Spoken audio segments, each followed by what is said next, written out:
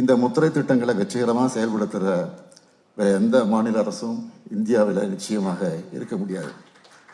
ஆனால் சின்ன குளறுபடி குழப்பம் கூட இல்லாமல் தேவையானவங்களுக்கு கிடைக்கிற மாதிரி நீட்டாக செயல்படுத்திக்கிட்டு இருக்கோம். இதையெல்லாம் யாரும் மறைக்கவோ மறுக்கவோ முடியாது. எல்லாமே கான்கிரீட் டெவலப்மெண்ட். அதனால தான் இதையெல்லாம் கண்கூடாக பார்க்கலாம்னு முதலையே சொன்னேன். அடுத்து நம்பர்ஸுக்கு வரேன். நாங்கள் இப்படி ஆல்ரவுண்டராக அடித்து ஆடுற காரணத்தினால தான் இந்தியாவிலே பொருளாதார வளர்ச்சியில் நம்பர் 1 மாநிலம்னு தமிழ்நாடு அப்படின்னு ஒன்றிய பாஜக அரசே பாராட்டு சொல்லியிருக்கு. நம்பர் 1 மாநிலம் மட்டுமில்லை, இரட்டை இலக்க வளர்ச்சியை எட்டுன ஒன் அண்ட் ஒன்லி மாநிலமும் நம்முடைய தமிழ்நாடு தான். பொருளாதார வளர்ச்சியிலே மட்டுமில்லை, ஹியூமன் டெவலப்மெண்ட் இண்டெக்ஸ்லையும் இந்தியாவின் முதன்மை மாநிலமாக தமிழ்நாடு என்பதுதான் எங்களுடைய பெருமைக்குரிய தனித்தன்மையாக விளங்கி கொண்டிருக்கிறது.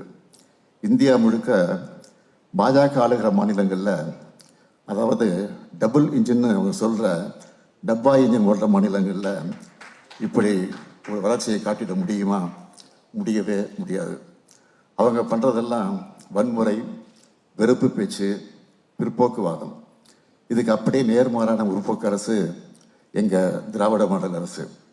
முக்கியமாக நீங்கள் நோட் பண்ண வேண்டியது, நாங்கள் பண்ண சாதனைகள் எல்லாம் ஒன்றிய அரசின் உதவி இல்லாமலே சாதித்து காட்டியிருக்கிறோம். இன்னும் சொல்லப்போனால் அவங்களுடைய நெருக்கடிகளை மீறி சாதிச்சிருக்கிறோம்.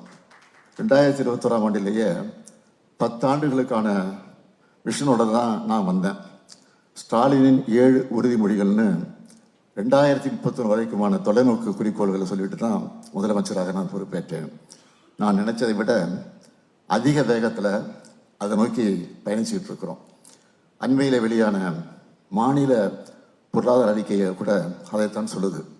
தமிழ்நாடு இதே வளர்ச்சியை தக்க வச்சுக்கிட்டா $1 மில்லியன் பொருளாதாரம் என்ற இலக்கை அடையும்னு அதில் சொல்லியிருக்கிறாங்க. அதனால் என்னோட விஷனை ரியாலிட்டியாக மாற்றுறதுக்கு அடுத்த 5 ஆண்டுகளும் இதே மிஷன் மூலம் நாங்கள் உழைப்போம்.